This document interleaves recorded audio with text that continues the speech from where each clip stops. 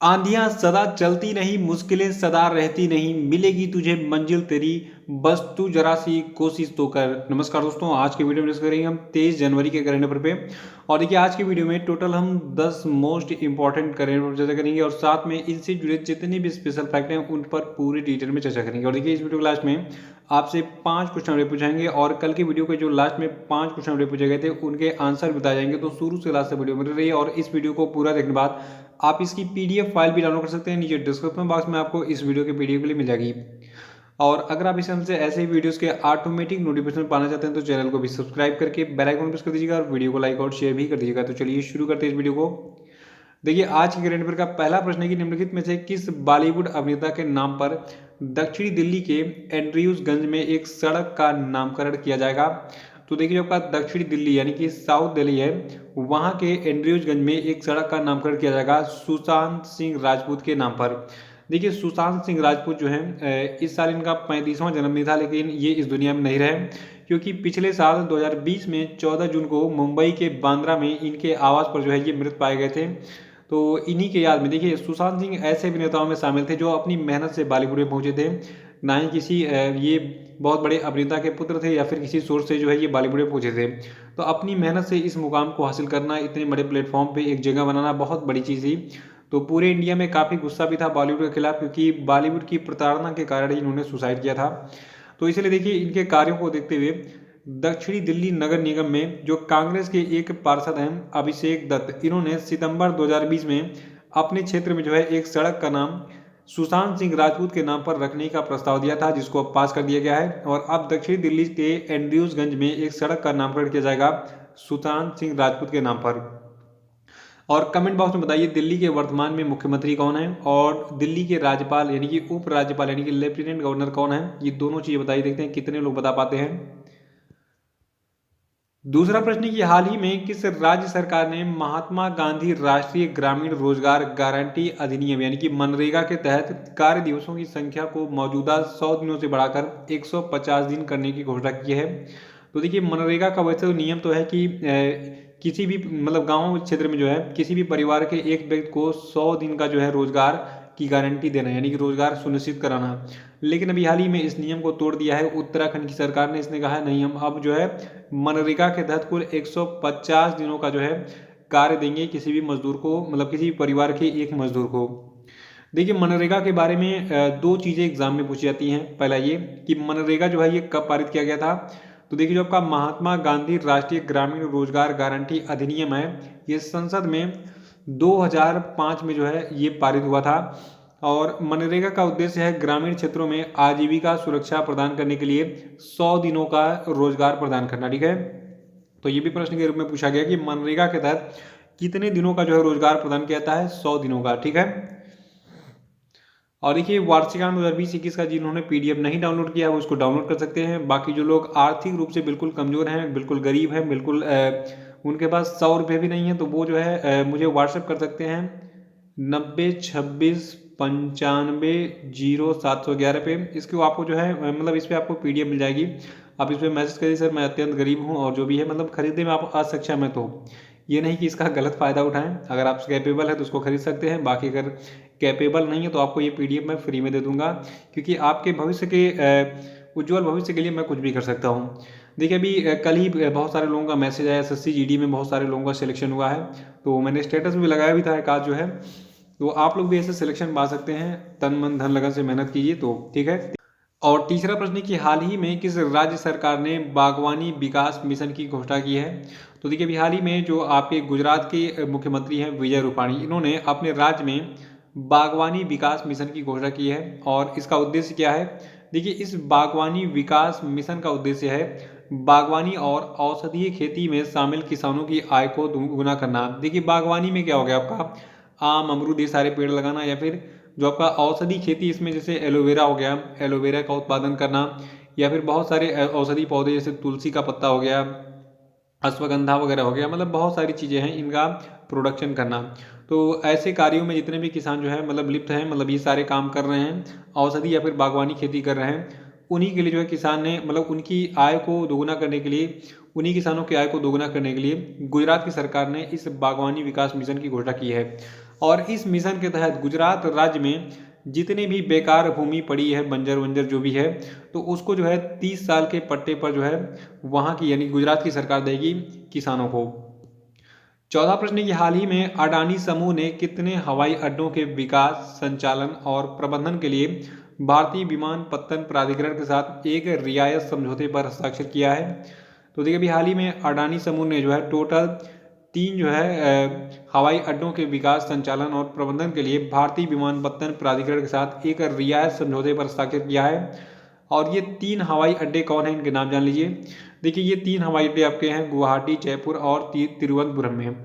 और देखिए आपको बता दूं इस रियायत समझौते के अनुसार जो अब अडानी समूह के जो अध्यक्ष हैं गौतम अडानी, इनके नेतृत्व वाले अडानी समूह को 6 महीने के भीतर इन हवाई अड्डों का नियंत्रण प्राप्त करना होगा और अपनी ये जिम्मेदारी संभालनी पड़ेगी। तो देखिए प्राइवेटाइजेशन अच्छा भी है और बहुत बुरा भी है देश के लिए। इससे क्या होगा कि जो सरकारी नौकरियां ये खत्म होंगी, लेकिन जो इनका मतलब देखिए प्राइवेट सेक्टर में आजकल क्या है ना, वो लोग आपसे 12 घंटे काम कराएंगे और सैलरी कितनी देंगे, आपको सैलरी देंगे 6 घंटे का। और गवर्नमेंट सेक्टर में क्या है, आपको जो है सवेरे 10 बजे जाना है, 5 बजे तक जॉब करना है, आपको सैलरी जो है प्राइवेट सेक्टर की अपेक्षा जो है 2 गुनी मिलती है।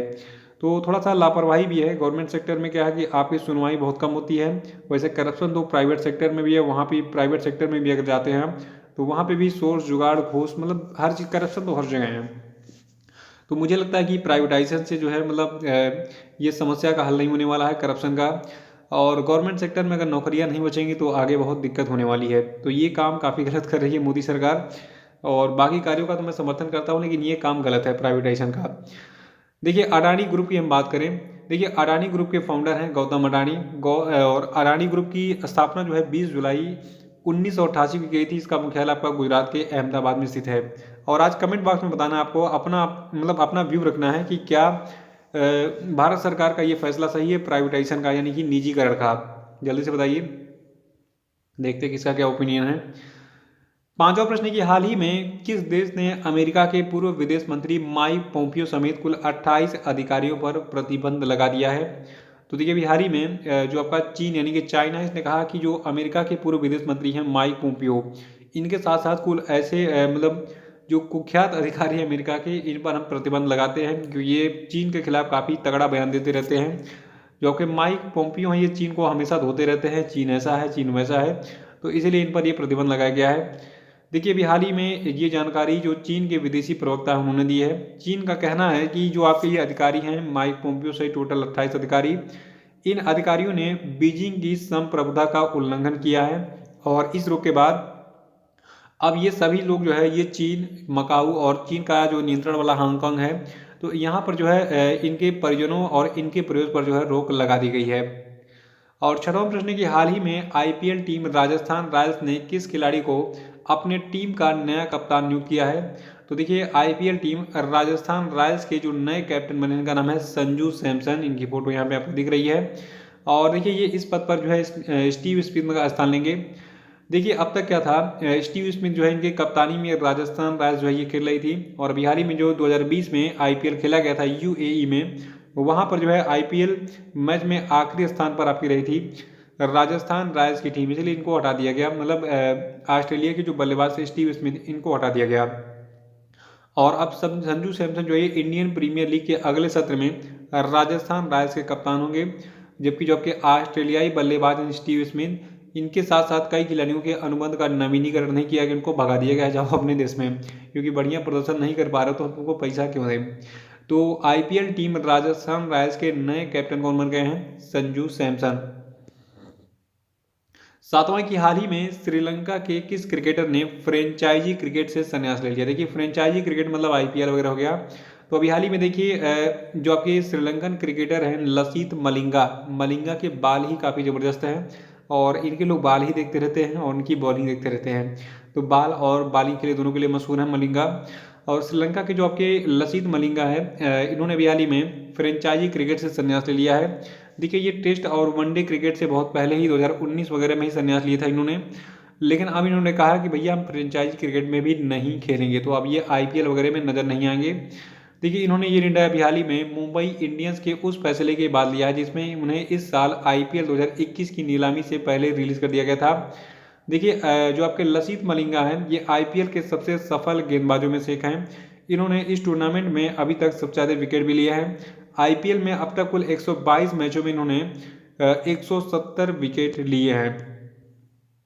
आठवां प्रश्न है कि केंद्र सरकार ने हाल ही में जम्मू कश्मीर में कितने मेगावाट के रतले पनबिजली परियोजना को मंजूरी दी। तो देखिए इस रतले पनबिजली परियोजना को अभी हाल ही में मंजूरी दी गई है, जो कि जम्मू कश्मीर में बनाया जा रहा है और इसकी क्षमता कितनी है 850 मेगावाट।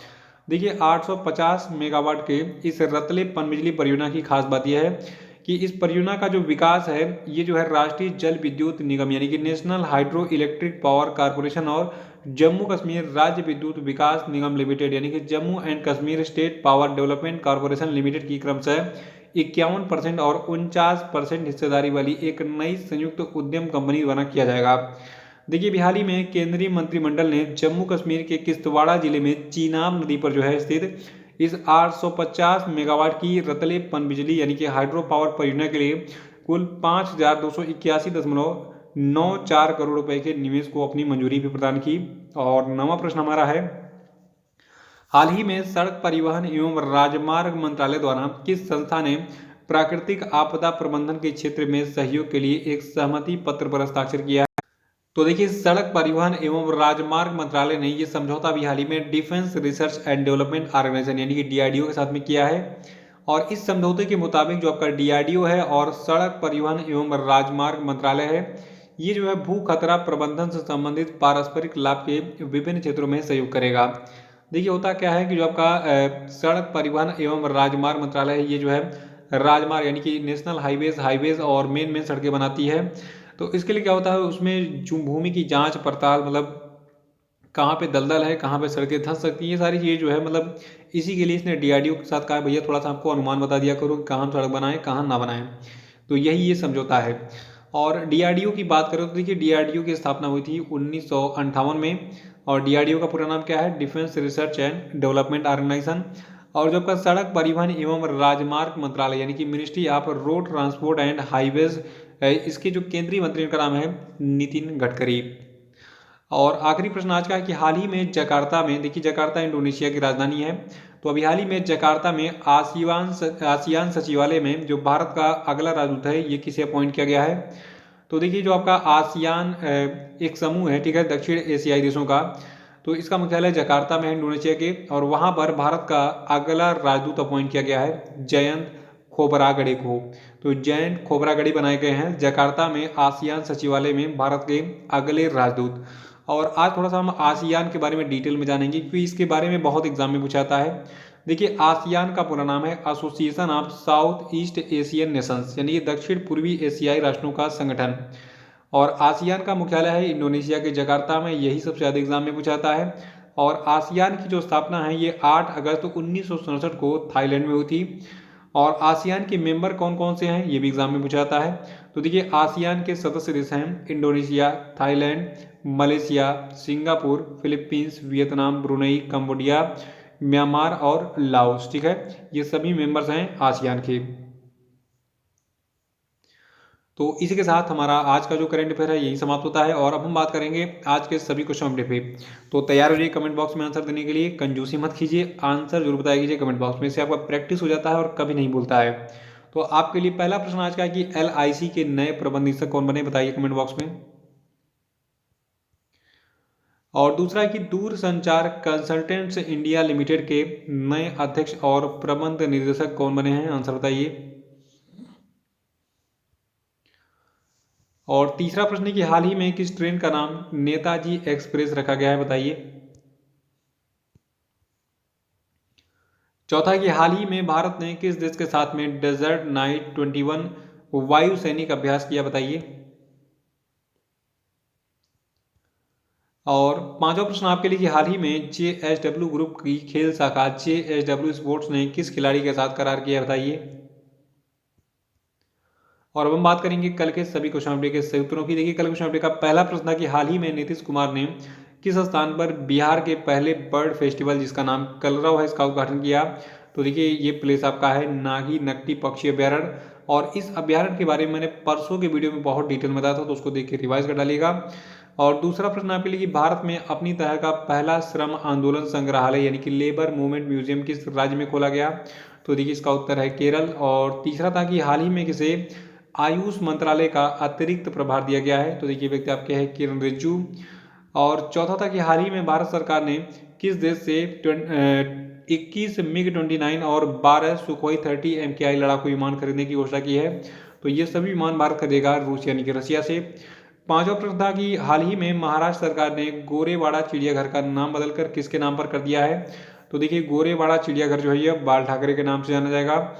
तो इसी के साथ आज का ये वीडियो यहीं समाप्त होता है। तुरंत वीडियो को लाइक कर दीजिए, फिर आगे बढ़ते हैं। देखिए वीडियो को लाइक करने में इसको क्या करना है, शेयर कर देना, इसके लिंक को कॉपी करके अपने व्हाट्सएप ग्रुप में शेयर कर दीजिए और फेसबुक पेज पे भी शेयर कर दीजिए।